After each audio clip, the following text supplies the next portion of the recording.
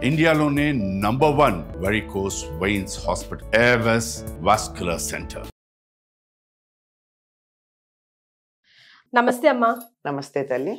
Comment box లో ఒక ప్రశ్న, ఆ ప్రశ్న నన్ను కొంచెం డిఫరెంట్ గా కదిలించింది. అది మీ ముందు పెట్టాలనుకుంటున్నామ్మా. ఇంట్లో మగాడు పట్టించుకోవట్లేదని లేదా భర్త పట్టించుకోవట్లేదని ఆ స్త్రీ వేరే వాళ్ళతో సంబంధం పెట్టుకోవడం, వేరే మగాళ్ళతో సంబంధం పెట్టుకోవడం తప్ప? ఎందుకు తప్పవుతుంది? తప్పనిసరిగా తప్పమ్మా. అందులో మొహమాటం ఏం లేదు. మరి పట్టించుకోవటం లేదంటే ఏ దృష్టితో? ఇంటిని పట్టించుకోవట్లేదా? పిల్లల్ని పట్టించుకోవటం లేదా? ఇంటి వ్యవహారాలు పట్టించుకోవటం లేదా? నిన్ను పట్టించుకోవటం లేదా? నీ సరదాలు, నీ ఇష్టానిష్టాలు పట్టించుకోవట్లేదా? ఏది? నెంబర్ ఆఫ్ ఫ్యాక్టర్స్ ఉంటాయి అందులో, ఎన్నో ఉంటాయి కదా. వీటన్నిటి గురించి మనం జాగ్రత్తగా పరిశీలించుకోవాలి. నన్ను సినిమాకి అడిగినప్పుడల్లా తీసుకెళ్ళలేదు గనక నన్ను పట్టించుకోవటం లేదు అనుకోవడం ఒకటి మరి కదా. ఇంటి బాధ్యత పట్టించుకోవటం లేదు, వస్తువులు ఉన్నాయో లేదో తెలియటం లేదు, సమయానికి వచ్చి కూర్చుంటాడు, పిల్లలకి తనకు వండి పెట్టాల్సిన బాధ్యత నా నెత్తినే ఉంది, అస్సలు పట్టించుకోవటం లేదు అనేది ఒకటి. మరి దీనివల్ల పక్క చూపులు చూస్తారంటారా స్త్రీలు, అమ్మాయిలు, లేడీస్? ఈ ఇంటి ఈ వ్యవహారానికి చూడరు కానీ తన కోరికలు తీర్చట్లేదు అన్నప్పుడు మాత్రం చేసేటటువంటి అవకాశాలు కనపడుతున్నాయి. ఒకప్పుడు ఉండేవి కాదు. ఈ మధ్య కాలంలో పేపర్ చూసినా, యూట్యూబ్ చూసినా, యూట్యూబ్ పోనీ అతిశయోక్తి అబద్ధాలు అని అనుకుందాం, కానీ టీవీలో ప్రోగ్రాముల్లో కూడా కనపడుతున్నాయి కదా. కొన్ని ఛానల్స్ వేరే అపోహలుగా కొంచెం ఉన్న దాన్ని పెద్దవి చేసి చెప్పినా, స్టాండర్డ్ అనుకుని సత్యమైతే తప్ప ప్రచారం చేయని ఛానల్స్ లో కూడా ఇటువంటి వార్తలు కొన్ని వింటున్నాం కదా. వారికి శిక్ష పడిన సంగతులు కూడా చూస్తున్నాం. ఇటు రెండు పక్కలా ఉంది. ఇటు మగవాళ్ళు ఇతరులతో తిరగడము ఉంది, ఆడవాళ్ళు కూడా ఈ మధ్య మేమేం తక్కువ అన్నట్టు వీళ్ళు కూడా కొంచెం విచ్చలవిడి ప్రవర్తనగా కనపడుతూ ఉందమ్మా. మగవాళ్ళు తిరగడం ఎంత తప్పో ఆడవాళ్ళు కూడా అలా తిరగడం అంతే తప్పు. ఇద్దరికీ ఒకటే లెక్క చెప్తుంది మన సనాతన ధర్మం. పురుషుడు పరాయి స్త్రీతో సంబంధం పెట్టుకోవడం చాలా దోషంగా చెప్పబడింది. స్త్రీ కూడా పరాయి పురుషుడితో సంబంధం పెట్టుకోవడం అంతే దోషం. ఇంకా గట్టిగా చెప్పాలంటే ఎక్కువ దోషం. దీనికి ఇలా పక్క చూపులు చూడడానికి కూడా ఒక పీరియడ్ ఆఫ్ టైం స్పాన్ పడుతుందమ్మా. ఓవర్ నైట్ లేకపోతే వారం రోజులకో 2 వారాలకో ఆ పెళ్ళైన ఆ రిలేషన్ అయితే ఎవరు పాడు చేసుకోవాలన్నది. ఇంకా పిల్లలు ఉంటే మాత్రం ఆ ప్రెషర్ ఇంకా వేరే లెవెల్లో ఉంటుంది కదమ్మా. ఉంటుంది, కానీ పిల్లల్ని కూడా చంపిన వాళ్ళని చూస్తున్నాం కదా ఈ మధ్య. సర్లేండి, నన్ను ఒక కుర్రాడు ఏదో అప్పుడప్పుడు వాళ్ళకి కొన్ని తెలిసిన కుటుంబాల్లో పిల్లలు కొన్ని సమస్యలు వస్తే మాట్లాడుతున్నప్పుడు ఆ కుర్రాడు నాతో ఒక మాట అన్నాడు. ఈ రోజుల్లో రిలేషన్షిప్స్ ఏమిటండి అమ్మమ్మ గారు, కొడుకుని భర్తని చంపే ఆడవాళ్ళు ఉన్నారు, భార్యని పిల్లల్ని చంపే మగవాళ్ళు ఉన్నారు, కుటుంబం ఏమిటి, రిలేషన్షిప్ ఏమిటి అని అడిగాడు నన్ను. నాన్న అవి ఎక్సెప్షనల్ కేసెస్. అప్పుడప్పుడు మనం పల్లీలు తింటూ ఉంటే అన్నీ బాగుంటాయి, మన చిట్ట చివరి తిన్న పల్లీ గింజ మాత్రం చేదొస్తుంది, పుచ్చుదొస్తుంది. అంచేత మొత్తం పల్లీల్ని తప్ప అనలేం కదా. ఏదో దోసకాయలన్నీ తెస్తే ఒక దాంట్లో చేదు ఉంటుంది, ఏవో వస్తువులు తెస్తే ఒకటి పాడవుతుంది. అలా పాడైన వాళ్ళ గురించి మనం పట్టించుకోకూడదు అని ఏదో పిల్లాడికి బుర్రకెక్కడానికి, అంటే అబౌట్ టీనేజర్ అనమాట. ఎందుకో ఇంకా టీనేజ్ మనస్తత్వం పోలా. అది చెప్పినప్పుడు మనసులు పైగా అన్నాడు ఆ కుర్రాడే నాతో అన్న మాట ఏంటంటే, మేము ప్రశాంతంగా ఉండమంటే ఎట్లా ఉంటాం, మమ్మల్ని అమ్మగాని నాన్నగాని ఒక్క మాట అంటే మాకు ఇవన్నీ వచ్చేస్తాయి, మా అమ్మ నాన్న మాకు శత్రువులు ఎవరు చంపుతారో తెలియదు అన్న భయమే వస్తోంది అంటున్నాడు. అంటే అవి నమ్మద్దు నాన్న. ఇన్ని కోట్లల్లో ఒకటి చెప్పాను కదా, ఒక బస్తాడు పల్లీల్లో ఒక్కటి చేదో పుచ్చో ఉంటే మొత్తం చేదు అనలేం కదా, దాన్ని ఉదాహరణగా తీసుకోలేము. అట్లాంటి వాటిని పక్కకు పడేయాలి. అది నాకే వస్తే అన్నాడు. నీకు రాదు అని అనుకో, వస్తే కూడా దాన్ని మేనేజ్ చేయడం చూసుకో. చేదుగా ఉంటే ఉమ్మేయి, ఆ తర్వాత ఇంకో 2 మంచివి తిను, మంచిగా ఉన్న దగ్గర పెట్టుకుని ఆఖరణ తింటానని ఉంచుకోండి బాగున్నవి, అప్పుడు నోరు చేదు ఉండదు అని చెప్పాం. అంటే ఏదో పిల్లలకు గనక అట్లా చెప్పాం, కానీ వ్యక్తత వచ్చి సంసారాలు చేసుకుంటూ పిల్లల్ని కని కుటుంబ బాధ్యత ఉన్న వాళ్ళు ఆడవాళ్ళు చేసినా మగవాళ్ళు చేసినా తప్పేనమ్మా ఇది. అయితే మగవాళ్ళు చేసే బయటపడే అవకాశాలు తక్కువ ఉంటున్నాయి, ఆడవాళ్ళు చేస్తే ఇంతతో కూడా బయటపడుతున్నాం.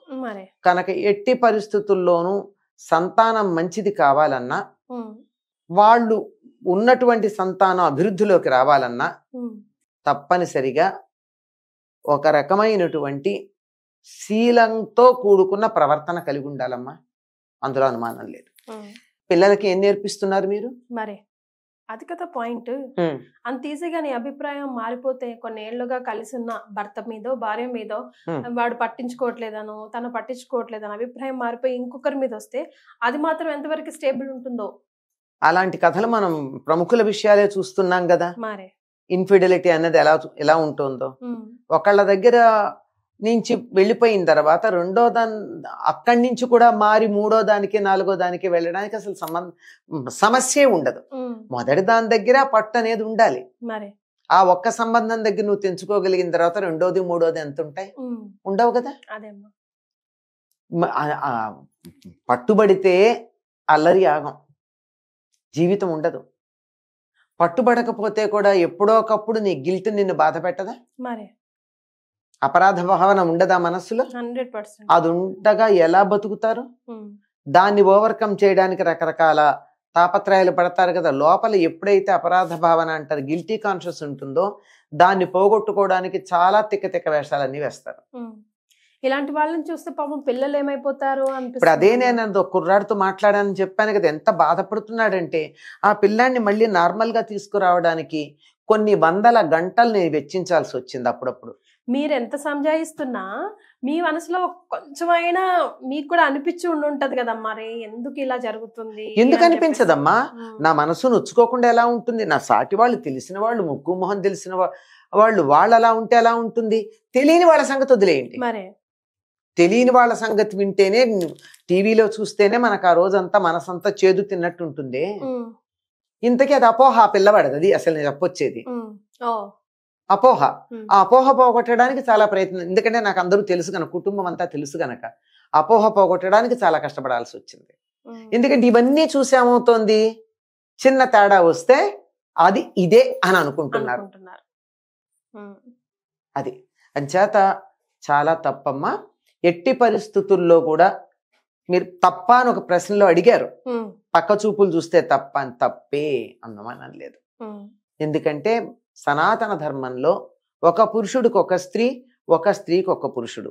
ఈ మాట అనంగానే మీరు చాలా మంది అడుగుతారు, నా డెఫినెట్లీ దీనికి కామెంట్ బాక్స్ లో పెడతారు ఏమని, ఒక స్త్రీకి ఒక పురుషుడు వరకు బానే ఉందండి, ఒక స్త్రీకి ఒక పురుషుడికి ఒక స్త్రీ అన్నది సమాజంలో కనపట్టలేదు కదా అని. అంతే కదా. కాది కూడా తప్పే, సపోర్ట్ చేయటం లేదు, అది తప్పే. నిజంగా అలా వివాహితుడైనటువంటి వ్యక్తితో సంబంధం పెట్టుకుని ఆడదాన్ని కూడా ఒప్పుకోకూడదు. తప్పు కదా. ఆవిడది తప్పుంది, అతడిది తప్పుంది. అట్లాగే వివాహిత అయినటువంటి స్త్రీతో సంబంధం పెట్టుకున్న మగవాడిని క్షమించడానికి వీల్లేదు. ఇవన్నీ ఎక్స్క్యూజులేమో అనిపిస్తుందమ్మా. నా భార్య పట్టించుకుంటలేదు, నా భర్త పట్టించుకోవట్లేదు. ఏమిటి పట్టించుకోవడం? నాకు అర్థం కాని విషయం. పట్టించుకోవడం ఎందుకు చెప్పాను కదా. నేను చెప్తున్నాను, ఇప్పుడు మాట కాదు, సుమారుగా 50 ఏళ్ల క్రితం తను అడగంగానే సినిమాకి రెడీ అయ్యి కూర్చుంటే వాళ్ళ అమ్మకి బాగాలేదని హాస్పిటల్కి తీసుకెళ్ళినందువల్ల దూరంగా వచ్చేసినటువంటి వెల్ ఎడ్యుకేటెడ్ లేడీ నాకు తెలుసు. నాకన్నా మీ అమ్మ ఎక్కువ అని. ఆ రోజు కాకపోతే సినిమా రేపు వెళ్ళొచ్చుగా. నా మాట కాదంటాడా? అమ్మ ఎక్కువ నాకన్నా. ఇలాంటి విషయాలు ఇలా ఎన్నున్నాయో. ఉదాహరణకి ఇది చెప్పదగిన విషయం గనక చెప్పా గానీ ఇలా నలుగురిలో చెప్పుకోలేని అంశాలు కూడా కొన్ని ఉంటాయి. పట్టించుకోకపోవడానికి కారణం ఏమిటో తెలివిగల ఆడదైతే కనుక్కోవాలి. ప్రెషర్ ఉందా, ఆఫీస్లో ఏదన్నా ప్రాబ్లం ఉందా, మెంటల్ ప్రెషర్ ఉందా, ఆరోగ్యంలో ఏమన్నా తేడా వచ్చిందా? ప్రస్తుతం మనం తినే ఆహారాల వల్ల రకరకాలైన సమస్యలు వస్తున్నాయి. స్త్రీ పురుష సంబంధాలను చెడగొట్టగలిగిన ఆరోగ్యం చెడిపోయేవి కూడా ఉంటున్నాయి కదా. ప్రత్యేకంగా దానికోసం తయారైనటువంటి ఆహార పదార్థాలు మార్కెట్లోకి విచ్చలవిడిగా వచ్చేసాయి. మగవాళ్ల మగతనాన్ని నిర్వీర్యం చేసేటటువంటి పదార్థాలు బాగా వచ్చేసాయి, పర్పస్ఫుల్ గా వచ్చాయి. అంటే భారతీయుల యొక్క వై క్రోమోజోమ్ని చంపేయాలనేటటువంటి ఒకనొక కుట్ర అలా వచ్చాయి. అందువల్ల అలాంటిది ఏదైనా ఉందా? కొంచెం ఆలోచించాలి కదా. ఆడవాళ్ల హార్మోన్లకి ఆలోచించి ఓర్చుకోగలిగిన శక్తి ఉంది, దాన్ని ఎందుకు ఉపయోగించుకోరు? సో డీప్ గా అనాలిసిస్ చేసి ఇద్దరు రిలేషన్ లో ఇద్దరికి టైం ఇచ్చుకొని అప్పుడు ఏం చేయాలి ఎందుకు చేయాలి అని మీ వల్ల అవుతే ఓకే. కౌన్సిలింగ్ సెంటర్ లేదంటే ఒక్క క్షణం ఆగలేము అనేటటువంటి ఆ రెస్ట్లెస్నెస్ ఉంది. ఆ రెస్ట్లెస్నెస్ కారణం అంతకన్నా ఇంకేం లేదు. తర్వాత పశ్చాత్తాపడి ఏం లాభం? పశ్చాత్తాపడకుండా ఉంటారని నేను అనుకోను. డెఫినెట్ గా పశ్చాత్తాపడతారు ఎక్కడో ఒక పాయింట్ లో, వెంటనే కావచ్చు, కొన్నాళ్ళ తర్వాత కావచ్చు, పిల్లల ముందైనా తలంచుకోవాల్సిన పరిస్థితి రావచ్చు. అటువంటివి తెచ్చుకోకుండా చావడం బెటరు. నేను అన్నాను కోపం తెచ్చుకోవద్దు, పాపము శమించుగాక, అమంగళము అప్రధ్యాత్మగాక, కానీ చచ్చిపోయిన వాళ్ళకన్నా అన్యాయం. అదే పిల్లల ముందైతే వాళ్ళేంచి పాపం పుణ్యం చేసుకుని ఎరిగారు కదా, ఆ సోల్ ఎప్పుడు బాధపడకూడదు. వాళ్ళ కంటికి వాళ్ళ కంట పడకుండానే చేద్దాం అనుకుంటారు, ఎప్పుడప్పుడు బయటపడదా? ఎంత తెలివిగా చేసినా ప్రపంచంలో ఏ నేరం కూడా పట్టుబడకుండా ఉండదు అని ఒక సిద్ధాంతం ఉంది. నేరానికి అదే ఆ మదన పడడమే పెద్ద శిక్ష అమ్మా. ఎవ్వరికి కనబడకుండా, అందులో ముఖ్యంగా పిల్లలకు తెలియకుండా, భార్యకు తెలియకుండా, లేదా భర్తకు తెలియకుండా, కుటుంబ సభ్యులకు తెలియకుండా అన్న ఏదైతే మదన ఉందో అక్కడ సగం అసలు నువ్వు అయిపోయింది, సగం అయిపోయింది. నీ ఎనర్జీ సగం వేస్ట్ అయిపోయింది. అక్కడ వేస్ట్ అయిపోయిన ఎనర్జీని ఆయుధాన్ని తగ్గిస్తోంది, నీ సుఖాన్ని తగ్గిస్తోంది. పొందే సుఖం కన్నా పడుతున్న టెన్షన్ ఎక్కువ. ఏం లాభం? రెక్టిఫై చేసుకొని లైఫ్ ని ముందుకు తీసుకెళ్ళిపోవడం, మియాకు బీవీ, బీవీకు మియా అనుకోవడం బెటర్. ఇంట్లో పెద్దవాళ్ళు ఉంటే సమస్య ఉంటే వాళ్ళ దగ్గర చెప్పుకోవచ్చు, పరిష్కరిస్తారు.